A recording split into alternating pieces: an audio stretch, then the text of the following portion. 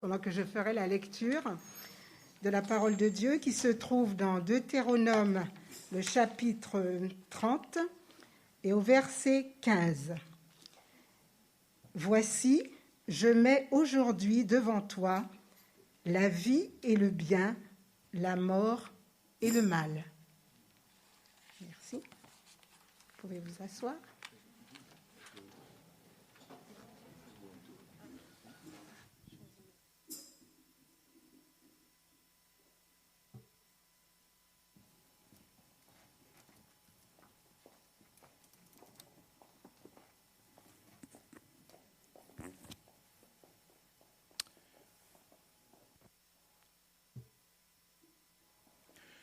Je vous salue fraternellement dans le Seigneur, à vous qui êtes présents et aussi à ceux qui sont derrière leur petit écran.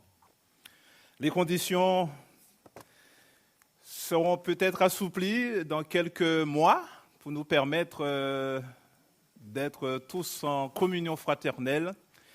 Mais où que vous soyez, peut-être en France ou peut-être aussi par-delà les mers, vous qui nous écoutez sur les ondes, Internet, eh bien, puisse le Seigneur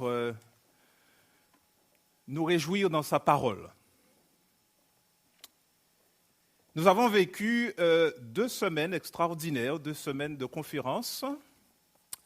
Et je voudrais rendre hommage aussi à tous ceux qui ont préparé cette campagne. Je veux aussi associer à cela surtout notre responsable de l'évangélisation, Mireille Middleton, avec Samuel Hilarus, Tania Manguet, et puis tout le reste de l'équipe, tous ceux qui ont pris part et chaque membre qui a été présent. Il y a quelqu'un même qui a dit en retour de cette campagne, un très beau commentaire, que ces 2 semaines auraient dû être, vous vous rappelez, remboursées par la sécurité sociale.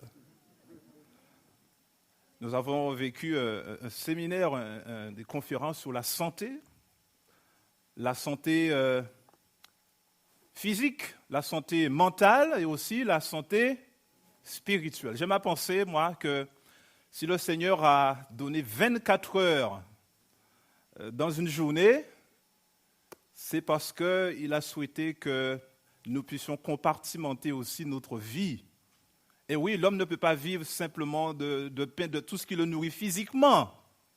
Il a une vie qui peut être sociale, une vie familiale, mais aussi une vie spirituelle. Et oui, après tout, on peut, en tant qu'être humain, se coucher, d'accord, la nuit, pendant 8 heures. On peut aussi marcher, être debout, pendant 8 heures, et aussi pendant les 8 autres heures, être assis. Voilà. Et donc, quelque part, ça nous invite à saisir que Dieu veut que nous soyons équilibrés. Je voulais remercier le Seigneur pour ce véritable moment, en tout cas, parce que la santé, la restauration de l'être fait partie de notre message. Je voulais rendre grâce à Dieu. Je voulais vous inviter juste à prier avec moi. Notre Dieu, notre Père Céleste, merci. Alors que nous allons ouvrir à nouveau ta parole, nous voulons nous laisser dominer par toi et être instruits par toi, être à ton écoute, en faisant abstraction de toute autre chose. Que ta grâce soit sur nous tous, que ton Saint-Esprit nous révèle pleinement ta face en Jésus-Christ. Amen. Un sujet difficile aujourd'hui. Ce sujet m'a inspiré du fait qu'il y a de plus en plus d'interrogations qui se posent et qui me sont posées, en tant que pasteur. Alors j'ai intitulé ce message « L'Église d'aujourd'hui entre la loi, la morale et l'éthique ». Entre la loi, la morale, l'éthique. Quand j'ai écouté attentivement donc ces nos jeunes prédicateurs pendant le mois de janvier, pendant en particulier aussi le mois de mars. Et j'étais ravi d'entendre que les jeunes qui ont prêché ont affirmé en tout cas leur joie d'appartenir à l'Église et aussi d'appartenir à Jésus, malgré que l'Église soit présentée comme un lieu parfois anxiogène, parce que parfois il y a pu y avoir des conflits, parce qu'il peut y avoir des contraintes, des lois, des règles, etc. Et donc voilà, ça m'interroge néanmoins que l'Église soit vue comme un lieu de contrainte. Alors c'est vrai, de la même manière qu'on ne devrait se marier que si on est d'accord sur des valeurs, parce que vous imaginez un couple qui soit marié et qui ont à gérer des conflits de valeurs. Non. C'est pour ça que des personnes qui se marient doivent être d'accord sur des valeurs. D'accord? Des valeurs telles que la fidélité. Oui, c'est pas quand on est marié, ah bon, tu es d'accord pour la fidélité, moi pas. Non, ça n'a pas de sens, n'est-ce pas? Alors, on peut avoir des conflits dans un foyer, dans une famille, dans l'Église, après tout. Des conflits de besoins. Bien sûr, on a ça dans la Bible. D'ailleurs, c'est pour ça que le ministère du diaconat a été créé dans un cadre conflictuel où certains avaient des besoins qui n'étaient pas comblés, etc. Donc, il faut créer quelque chose pour pouvoir, n'est-ce pas, répondre à ses besoins. Et c'est pareil aussi dans une famille. Il est parfois impossible qu'il n'y ait pas de conflit. Mais encore peut-on s'entendre, pour gérer, apporter la bonne solution ou la bonne méthode pour gérer les conflits. Par contre, s'il y a des conflits de valeurs, alors là, il y a un problème. C'est pourquoi deux personnes qui veulent se marier doivent être d'accord sur leurs valeurs. D'accord? Ça, c'est la règle de compatibilité. Ici aussi, dans l'Église, la règle de compatibilité prévaut dans la fidélité à Christ, le respect de chacun. Bien évidemment, c'est ce qu'on appelle la fraternité. Alors, la question donc de l'Église comme lieu de conflit, de lieu de règlement, il y a beaucoup de lois. Est-ce qu'on n'est pas encore en train d'être noyé sur il y a déjà beaucoup de lois à l'extérieur, dans le monde. Pourquoi encore revenir dans une société où il y a encore des lois? Il y a des règlements intérieurs dans nos administrations, là où vous travaillez, dans des entreprises, dans même l'école aussi. Voilà, mais si on vient à l'église, c'est pour apprécier la liberté en Jésus, n'est-ce pas?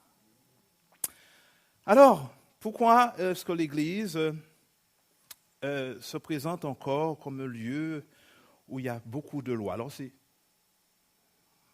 les lois de Dieu. Mais est-ce que au-delà des lois de Dieu, les hommes n'ont pas encore rajouté un petit peu trop de lois? Et on entend quand même des réflexions des membres d'Église. On court un peu avec trop de règlements, etc. Et forcément, la jeunesse, forcément aussi. Alors, l'Église, j'aime à penser que l'Église, en tout cas les responsables d'Église, parfois fonctionnent comme des responsables parentaux. Et donc, parfois, l'Église est amenée à dire non ou à dire oui sur certaines choses, comme un parent qui dit non et qui dit oui. Sauf qu'aujourd'hui, en tant que parent, c'est rare qu'un enfant se contente de recevoir un non ou un oui. Il faut qu'on lui explique pourquoi. Avant, nos parents, moi j'ai 53 ans, donc j'imagine que, je dis avant, on disait que les parents disaient c'est comme ça, il n'y a pas à discuter. Certains se reconnaissent là-dedans. Et on ne disait pas pourquoi. On devait obéir et puis c'est tout. Mais aujourd'hui, on a besoin d'expliquer. Et puis c'est valable aussi dans la famille, dans l'Église où on est. Aujourd'hui, nos jeunes, les personnes de l'Église, aujourd'hui, ne sont pas là Non, ils sont instruits. Aujourd'hui, les jeunes ont licence, master, doctorat, etc. Tout le monde est instruit, une grande majorité en tout cas, dans l'Église, est titulaire de plusieurs masters parfois. Donc oui, il y a de l'instruction. Et donc on ne peut pas se contenter simplement de dire, eh bien, on a dit que, et puis c'est tout. On a besoin d'explications sur beaucoup de choses. Et aujourd'hui, l'Église ne doit pas simplement être la loi dit que, la morale. Et c'est pourquoi beaucoup n'aiment pas les sermons où on sermonne. Mais on veut expliquer pourquoi. Et en tant que pasteur, je disais qu'il y a beaucoup de questions qui me se posaient, mais pourquoi finalement? Pourquoi? Ce besoin d'explication est totalement légitime aujourd'hui. Mais alors, entre le besoin d'explication et le besoin d'émancipation, il y a quand même un chemin et il y a besoin de sortir de la confusion. Nous avons besoin d'être rassurés sur nos valeurs. Et donc, si la morale, ce serait un ensemble de valeurs, le oui, non ou bien, mal, l'éthique, n'est-ce pas, notre éthique, parce que nous avons une éthique adventiste qui est là pour nous dire, mais pourquoi, eh bien, c'est bien ça, et pourquoi ça, c'est mal. Donc, on a besoin d'aller parfois plus loin, beaucoup plus loin que, effectivement, ce que la lettre dit, n'est-ce pas? Sans enlever la lettre. Certains disent, oui, mais il faut dépasser la lettre. La lettre tue, l'esprit qui compte. Et quand on dit ça, on oublie la lettre, on considère l'esprit. De toute façon, l'esprit, c'est quoi? Le principe éthique, ce qu'on appelle l'éthique chrétienne, c'est la charité, c'est l'amour. Donc, au nom de l'amour, eh bien, on peut s'aimer comme on veut. Tout, c'est l'amour. Donc, on n'a pas besoin de la lettre. La lettre tue. C'est l'apôtre Paul qui le dit. Hein. Eh bien, on cite ça sans... Voilà. Non. Mais même dans ce principe, n'est-ce pas, de l'amour, eh bien, on a besoin également de pouvoir décliner les choses. Et c'est ce que la Bible s'évertue aussi à faire. Et ce devoir, cette exigence d'explication, n'est-ce pas, est de la responsabilité de tout enseignant biblique, quel qu'il soit, que ce soit nous-mêmes avec des personnes avec lesquelles nous étudions la Bible ou que le prédicateur du haut de la chaire également. L'Église d'aujourd'hui, est-ce que l'Église devrait diminuer ses valeurs, diminuer ses standards? Est-ce que plus on avancerait avec le temps, eh bien plus l'Église qui s'insère dans l'histoire devrait revoir, n'est-ce pas, ses appuis. Prenons ce premier texte de Romains chapitre 12, ce que dit l'apôtre Paul concernant justement la manière d'aborder justement l'Église face avec son temps.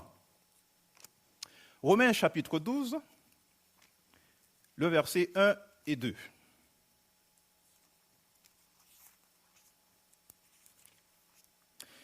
Je vous exhorte donc, frères, par les compassions de Dieu, à offrir votre corps comme un sacrifice vivant, saint, agréable à Dieu, ce qui sera de votre part un culte raisonnable. Et c'est surtout le verset 2 qui va nous intéresser. Ne vous conformez pas au siècle présent, mais soyez transformés par le renouvellement de l'intelligence, afin que vous discerniez quelle est la volonté de Dieu, ce qui est bon, agréable et parfait.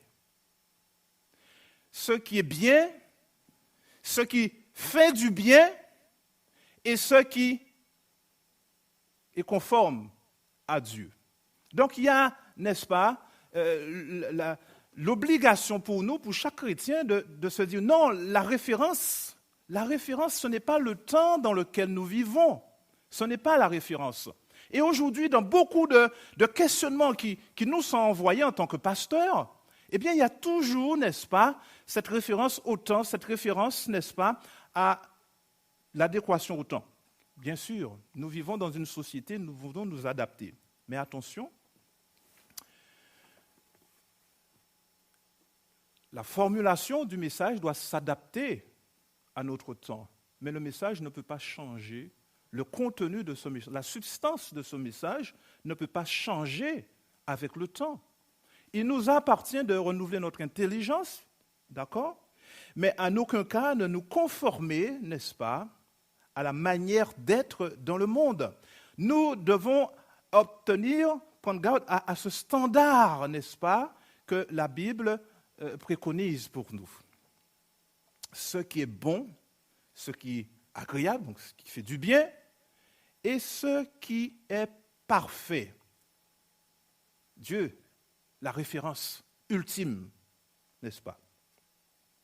Et donc, plusieurs types de questions se posent encore. Mais pourquoi ce n'est pas marqué dans la Bible? Pourquoi, par exemple? Un exemple simple, il y en a des tas. Hein. On ne va pas citer tous aujourd'hui. Mais je vous présente cette réflexion comme nous invitant constamment à ne pas diminuer, n'est-ce pas, nos standards sous prétexte qu'il y aurait de nouvelles formulations de vie, comme le Pax. Est-ce que finalement, en tant que chrétien, ma foi, à partir du moment qu'il y a un contrat, n'est-ce pas, est-ce que ce contrat-là est valable? Au regard de la parole de Dieu, qui donne les critères de mariage, on ne peut pas dévaloriser, n'est-ce pas, l'engagement de chacun vis-à-vis de l'autre. C'est la parole de Dieu qui l'exprime. Peut-on participer à des amusements mondains? C'est une question aussi qui m'est présentée. Je prends cet exemple, 1 Jean chapitre 2. Lisez avec moi 1 Jean chapitre 2, versets 15 à 17.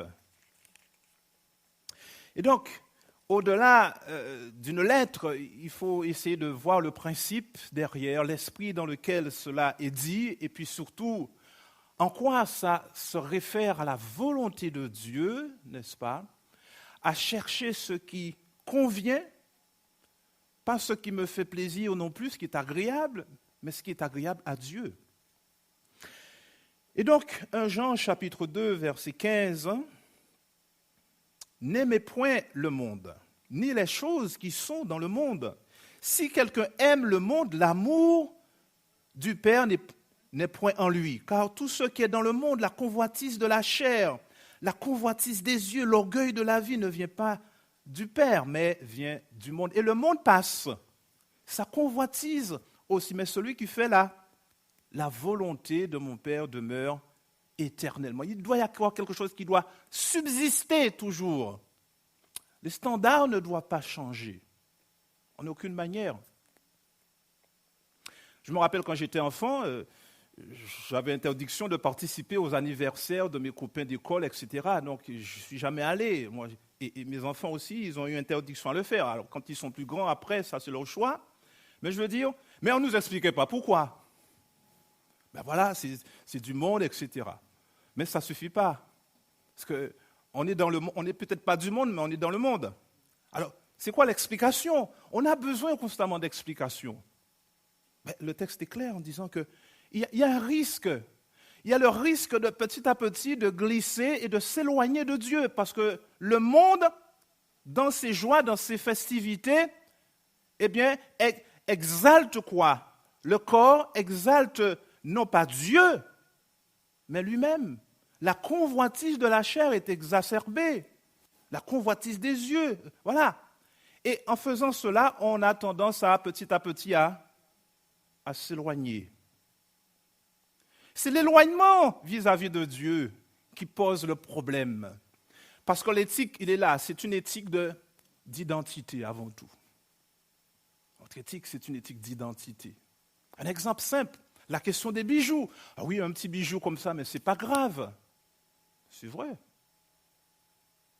Ah oui, mais il paraît qu'au-delà simplement d'une loi qui existerait là-dessus, il n'y en aurait pas. Mais il y a une éthique d'identité. C'est quoi cette éthique d'identité? Mais vous connaissez cela. Je donne juste un exemple. Quand l'Apocalypse présente deux identités, deux églises, une, Apocalypse chapitre 12, qui n'a pas de bijoux, qui n'a rien, finalement, que l'apparence du Christ. Voilà. Et puis l'autre, qui a bijoux, qui a tout, qui attire l'attention, eh bien, la Bible nous présente, mais ça, c'est l'église apostate, c'est l'église infidèle, à laquelle nous voulons nous identifier. L'éthique, voilà. C'est une éthique d'identité. Simplement, on n'a pas besoin de... Et puis, on pourrait citer des tas d'exemples. Des tas d'exemples. Et même pour aller plus loin, je donne ce texte, 1 Jean chapitre 3 et le verset 22, juste à côté. L'apôtre va dire qu'il y a encore plus que la loi. Il a cherché à faire toujours ce qui est agréable à Dieu. 1 Jean chapitre 3 et le verset 22. Quoi que ce soit que nous demandons, nous le recevons de lui parce que nous gardons ses commandements et que nous faisons ce qui lui est agréable. Donc, contrairement à ce qui pensent qu'on devrait, avec le temps, diminuer nos standards, le texte nous dit, il y a les commandements de Dieu, mais il y a autre chose. Il y a quoi d'autre? Il y a quoi d'autre? Ce qui est agréable à Dieu. La Bible ne présente jamais, à un moment donné, une diminution de nos standards. Nullement. Au contraire. Alors c'est vrai que Jésus a dit, et là, mauvaise explication aussi, si notre justice ne dépasse pas celle des pharisiens. Les pharisiens étaient très scrupuleux sur la loi, et tellement qu'ils voulaient observer la loi, c'est qu'ils avaient multiplié des lois tout autour de la loi. Par exemple, pour l'observation du sabbat, ils avaient circonscrit, n'est-ce pas, le sabbat en inventant plein d'autres petites lois, n'est-ce pas? Il ne fallait pas plus de 300, plusieurs lois pour être sûr de ne pas enfreindre le commandement du sabbat. Mais en extirpant, en enfermant le commandement du sabbat avec d'autres lois, on perdait de vue, n'est-ce pas, le sens même du sabbat. Et là, c'est l'erreur de s'attacher à des signes parfois extérieurs lorsque on ne va pas finalement en profondeur. Matthieu chapitre 5, effectivement, le verset 20, Jésus va donner d'ailleurs plein d'exemples dans le sermon sur la montagne. Vous avez entendu dire, tu ne tueras point. Mais moi, je vous dis que celui qui se met en colère, vous avez entendu dire, tu ne commettras pas d'adultère, mais celui qui regarde avec des yeux d'adultère, il a déjà commis d'adultère. Est-ce que Jésus est en train de diminuer les standards de sa loi? Nullement. On a l'impression encore qu'il élève le niveau. Donc quand j'entends beaucoup, mais oui, mais l'Église avec toutes ses lois, qu'est-ce que Jésus est en train de révéler? N'écoutons pas, n'est-ce pas, tous ceux qui donnent l'impression que les responsables de l'Église sont plus... Non, ce n'est pas ce que Jésus nous enseigne dans sa parole. Néanmoins, et ça je veux réaffirmer quelque chose, et ça c'est un principe, on va dire, allez, j'emploie le terme, paternaliste. Parce que les responsables d'Église sont des paternalistes. Et ils ont raison de l'être. 1 Thessaloniciens chapitre 2, versets 11 à 15. 1 Thessaloniciens chapitre 2. Lisez avec moi. 1 Thessaloniciens chapitre 2. Et nous lirons le verset 11 à 14. 1 Thessaloniciens chapitre 2.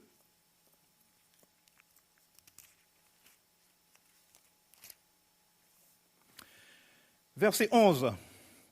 Vous savez aussi que nous avons été pour chacun de vous ce qu'un père est pour ses enfants. Vous exhortant, vous consolant, vous conjurant de marcher d'une manière digne de Dieu qui vous appelle à son royaume et à sa gloire.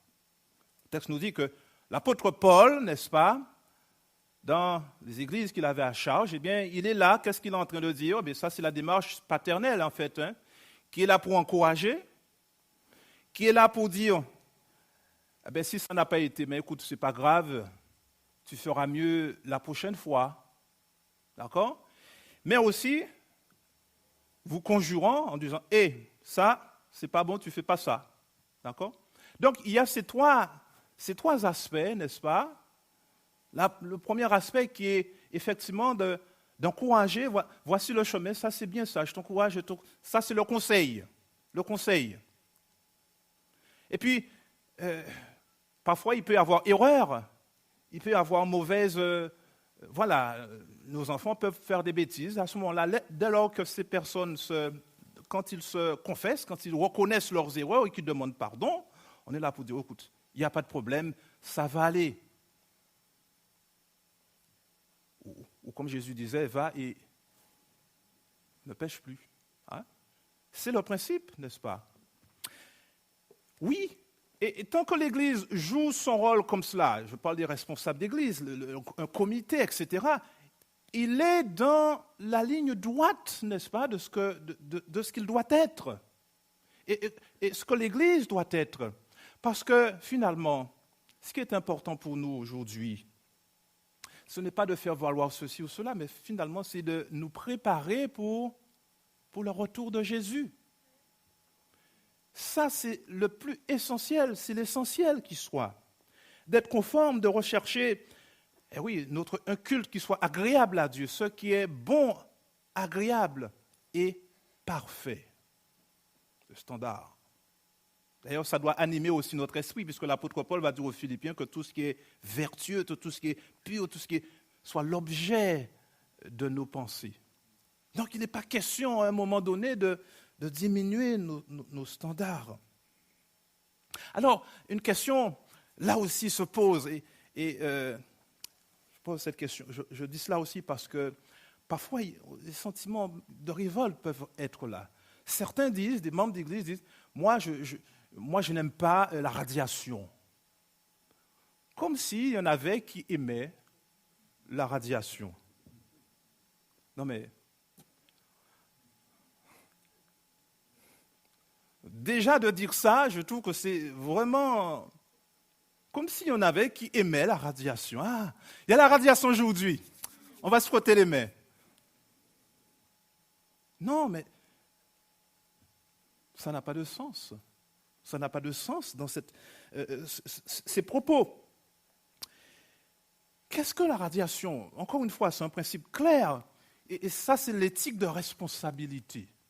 Voilà, au-delà de la loi, mais voilà. Et je prends ce texte simple, texte que vous connaissez, Luc. Luc chapitre 15 et le verset 24. Qu'est-il dit? Vous connaissez l'histoire du fils prodigue, n'est-ce pas? C'est aussi plus le père prodigue que le fils prodigue. Le fils, il a été prodigue avec l'argent. Le père est prodigue avec l'amour. Ce qui est intéressant, c'est ce que le père va dire ici dans le verset 24. Lorsque le fils revient. Vous avez en tête cela, hein? Car mon fils que voici était mort, et il est revenu à la vie. Il était perdu et il est retrouvé. Ils commencèrent à se réjouir. Qu'est-ce que ça veut dire cette parole? C'est clair. En quoi est-ce que le fils était perdu? En quoi est-ce que le fils était mort? Quand quelqu'un est mort, est-ce qu'il est sous la liste des membres d'église? Non. Hein? C'est le principe. Il a fait le choix de sortir sur la responsabilité de son père. Il a fait le choix de se soustraire, n'est-ce pas? De se soustraire aux lois du père. Oui ou non?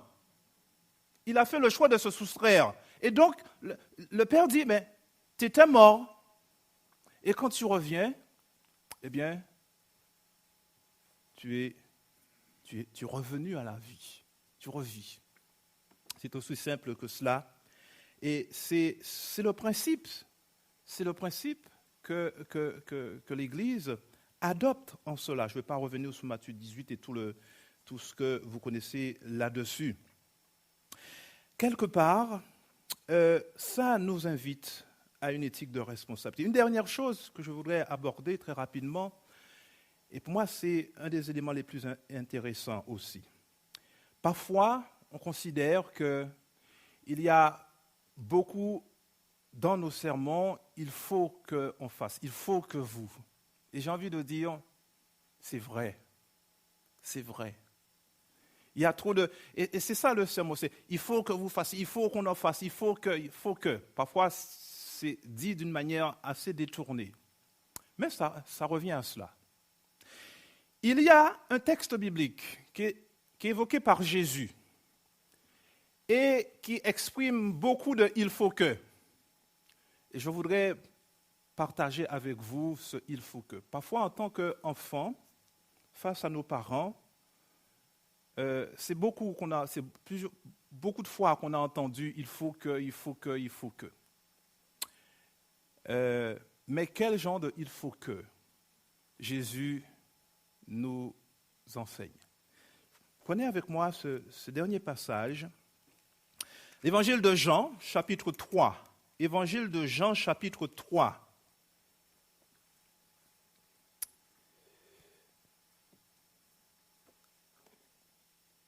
Jean, chapitre 3. Vous connaissez cette histoire de cet homme, Nicodème, qui vient voir Jésus de nuit et qui veut ouvrir, n'est-ce pas, le dialogue avec Jésus. Et Jésus va lui dire, je résume ici dans cette phrase, que vous pouvez souligner dans vos Bibles. Moi, je l'ai souligné, ça fait des années que j'avais souligné cela. Jean, chapitre 3, verset 7. Ne t'étonne pas que je t'ai dit, il faut que vous naissiez de nouveau. Ça, c'est l'impératif. Ça, c'est le seul il faut que nous devons prêcher du haut de la chair. Il faut que vous naissiez de nouveau. Et derrière ce vous, je m'inclus aussi, puisque ça, c'est Jésus qui dit, il faut que vous. Il y a une obligation non négociable, n'est-ce pas? Il faut naître de nouveau. C'est une exigence. Ceux qui ne sont pas encore passés dans le baptême, par les eaux du baptême, et qui sont là en train de... Assis là, vous êtes dans votre fauteuil, n'est-ce pas? Vous êtes assis dans votre fauteuil, dans votre salon. Je ne parle pas à vous qui êtes là, qui êtes sans doute déjà baptisés. Mais qui laissent passer le temps, on verra après, comme si la vie nous appartenait, et que de toute façon, on est déjà vacciné, on a le vaccin contre le virus, on est jeune, on est en bonne santé, on prend de la vitamine D, le zinc et tout ce que vous voulez, on fait du sport, de toute façon on ne va pas mourir maintenant. Non. Il faut que. C'est un impératif, c'est Jésus qui le mentionne. On ne fait que le relais. Il faut naître de nouveau. Et c'est au-delà, n'est-ce pas, du simple plongeon dans les eaux du baptême, puisque Jésus va exprimer clairement, il faut naître d'eau et d'esprit. C'est chaque jour qu'on a besoin d'être baptisé du Saint-Esprit. C'est un impératif. Et c'est pourquoi je veux encore rappeler nos rendez-vous du lundi matin pour que le Seigneur nous remplisse de son Saint-Esprit. Nous faisons cette expérience extraordinaire. Je veux rendre hommage aussi à tout le corps des anciens, n'est-ce pas, et aux nombreux frères et sœurs, mais malheureusement, nous ne sommes que, sur une grande église, nous sommes à peine une centaine, n'est-ce pas, entre 4 heures et à peine une centaine. Est-ce que c'est les anciens qui sont là? Est-ce que ça ne fait pas 100, hein? 90. Ça n'est pas beaucoup, ça n'est pas suffisant.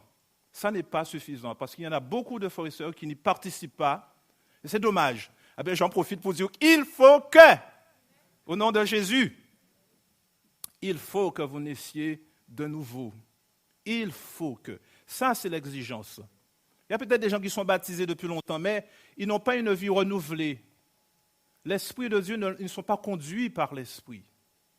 Nous avons besoin d'être conduits par l'Esprit de Dieu. Il faut que. Ça, c'est une exigence.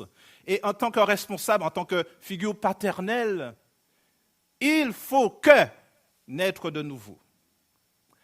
L'autre il faut que est enseigné au verset 14. Il y a 3 il faut que dans ce texte. Le verset 14 dit ceci. Et comme Moïse éleva le serpent dans le désert, il faut de même que le Fils de l'homme soit élevé. Est-ce que, j'ai envie de dire, est-ce que vous élevez le Christ? Non, le Christ s'élève.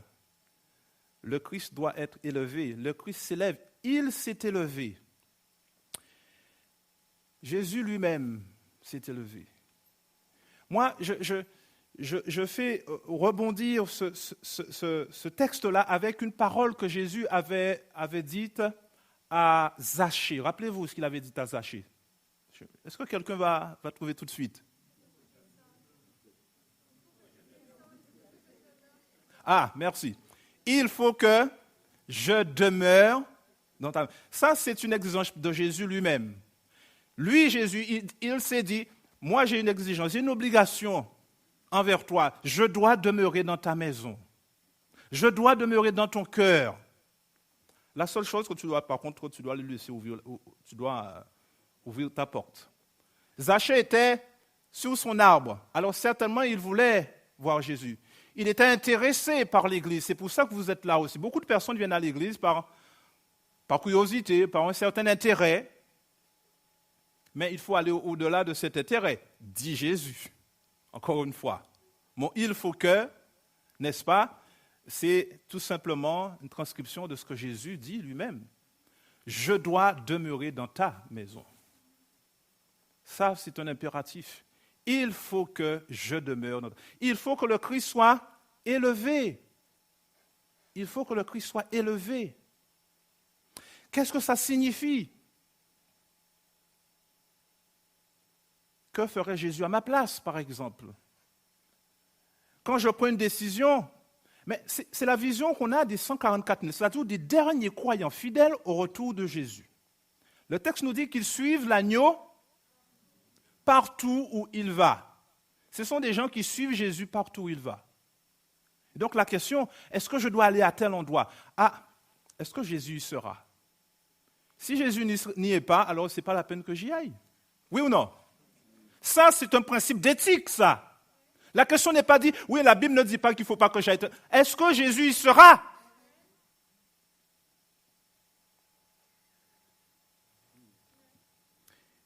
Il faut que le Christ soit élevé. Troisième et dernière obligation évoquée dans ce Jean chapitre 3, c'est au verset 30. Le verset 30. Il faut, ça c'est Jean-Baptiste, il faut qu'il que quoi? Il faut qu'il croisse et que je diminue. C'est une chose d'élever le Christ, c'est une autre chose que je diminue. Ce n'est pas la même chose.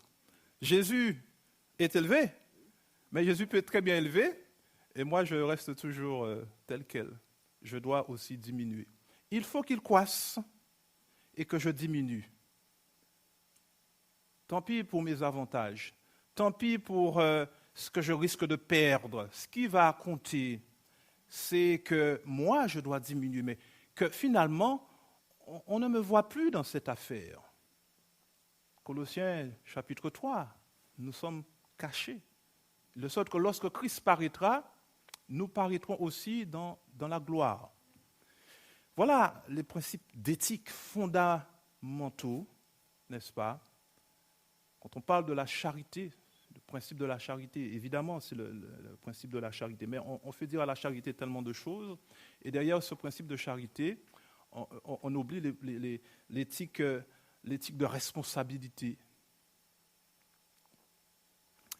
Frères et sœurs, une question m'a été posée. Alors, cette question, je n'ai pas compris. Hein. Apparemment, je ne sais pas d'où est venue cette question, mais probablement que vous l'avez eue aussi. Hein. Ça a dû faire, je ne sais pas, des milliers de personnes ont dû voir cette question. Vous l'avez sans doute eue à un moment donné.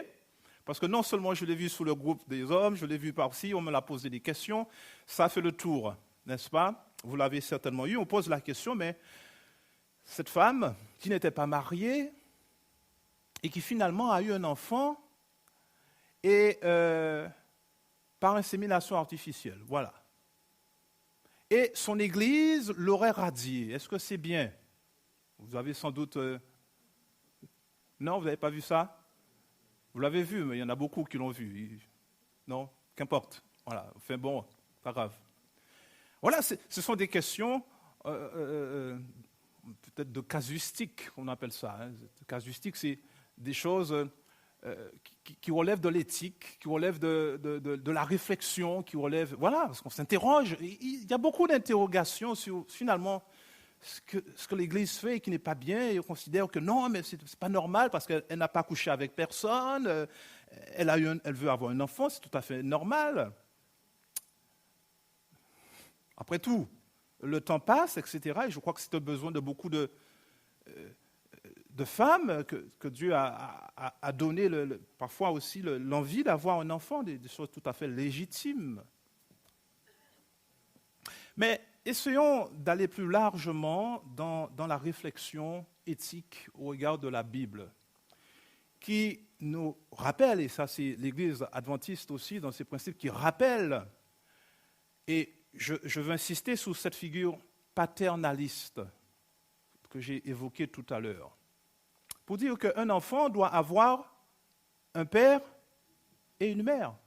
Et nulle personne n'a le droit de décider que cet enfant ne doit pas avoir de père. Et en cela, effectivement, on a tout dit. En dépit de l'envie d'avoir un enfant qui peut être tout à fait légitime, l'éthique de responsabilité nous invite à reconnaître, n'est-ce pas, l'espace, le cadre de vie dans lequel un enfant doit évoluer, c'est-à-dire avec un père et une mère. Alors que ce père soit adoptif ou pas, ou que cette mère soit adoptive ou pas, qu'importe, mais dans un cadre très précis. Je ne fais pas allusion aux accidents de la vie, lorsqu'on perd un père, lorsqu'on perd une mère, etc., pour tierces raisons. Mais l'éthique de responsabilité doit être toujours la garante, parce que derrière cela, il y a la vision de Dieu du mariage. Et la stabilité, et l'équilibre. J'ai parlé d'équilibre en début, je veux terminer sur cette vision d'équilibre, n'est-ce pas, de la vie. Et c'est cette vision de l'équilibre, n'est-ce pas, qu'il faut toujours avoir. Pas simplement dans le sens qu'il nous fait plaisir seulement. Hein, Romains chapitre 12, ce qui est bon, d'accord, ce qui me fait plaisir, mais ce qui est conforme aussi à Dieu. En tout et pour tout, nous voulons reconnaître que l'exigence la plus belle, la plus grande qui soit, c'est d'être une nouvelle créature. L'exigence d'être une nouvelle créature aujourd'hui. Le « il faut que » qui est enseigné, ça doit être toujours, est-ce que nous sommes à écouter nos envies ou à écouter ce que l'Esprit nous dit? Qu'il en soit ainsi pour chacun d'entre vous. Amen.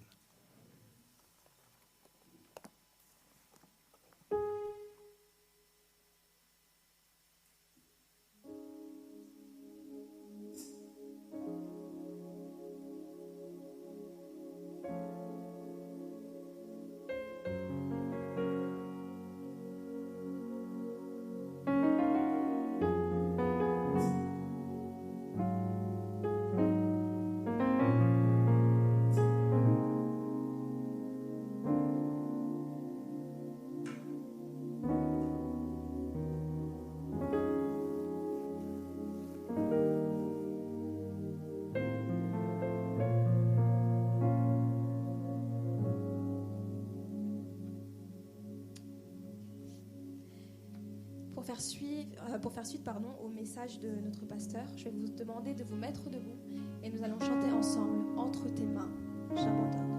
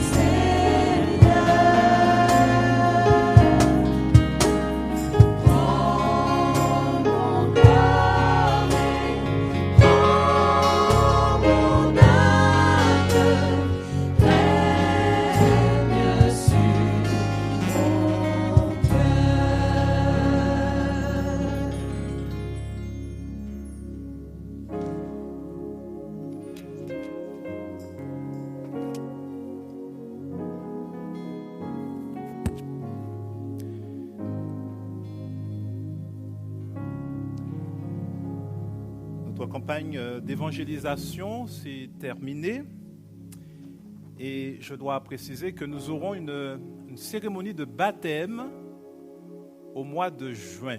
Cette cérémonie avait été prévue pour le 1er mai. Ça ne pourrait être le cas, mais nous aurons une cérémonie de baptême au mois de juin. Le jour précis, le sabbat précis n'est pas encore tout à fait fixé. Nous allons le fixer très bientôt. Mais nous vous encourageons à vous préparer dans ce sens.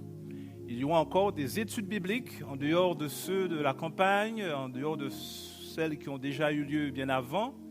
Je rappelle que ces temps d'enseignement sont aussi là pour cela. Et j'aimerais aussi lancer cet appel à écouter cette exigence du « il faut que » de Jésus. Il y en a qui ont entendu cet appel, ils peuvent se manifester par la main levée. Si vous, pour la première fois, vous avez perçu que Dieu exigeait pour vous que vous vous donniez à lui, alors que vous n'êtes pas encore baptisé, il est encore temps de lever la main et nous allons vous accompagner dans cette préparation au baptême. Parce que vous avez entendu que Dieu a une exigence pour vous. Il faut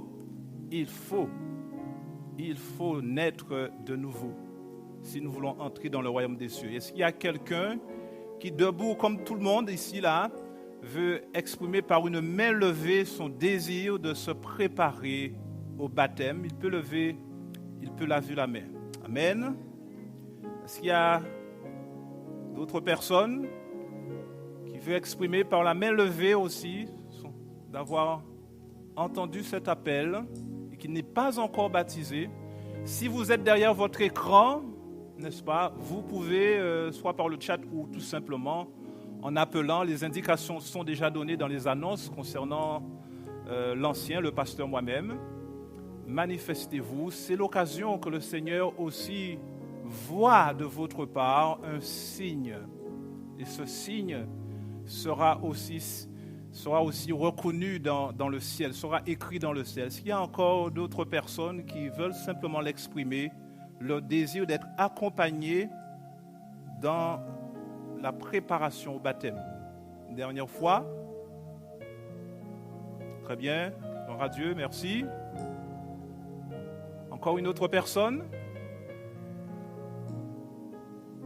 Y a-t-il une autre personne qui veut se manifester là aussi en disant, voilà, j'entends que le Seigneur a cette exigence parce que l'exigence de Dieu, c'est que nous soyons sauvés. C'est aussi simple que cela. Quoi ça sert de venir à l'église et d'entendre le message et finalement de rester comme les bâtisseurs de Noé qui ont accompagné certainement Noé à soulever des grosses poutres qui n'a pas pu les lever tout seul, mais finalement qui sont restés à l'extérieur de l'arche. La pluie est tombée, mais Dieu avait déjà fermé la porte. Et à un moment donné, il fut trop tard. Y a-t-il une personne encore qui était dans la réflexion, qui se dit, mais voilà, encore je veux me préparer et être accompagné pour le prochain baptême? Prions ensemble. Et juste avant la bénédiction, je voudrais relire la parole que notre sœur Antoinette a lue tout à l'heure, mais avec le verset qui suit, qui conditionne la bénédiction. Vois, je mets aujourd'hui devant toi la vie et le bien, la mort, le mal. Car je te prescris aujourd'hui d'aimer l'Éternel ton Dieu, de marcher dans ses voies et d'observer ses commandements, ses lois et ses ordonnances, afin que tu vives et que tu multiplies et que l'Éternel ton Dieu te bénisse. Sommes-nous prêts à recevoir la bénédiction de Dieu? Elle est conditionnée, n'est-ce pas? Oui. Prions ensemble.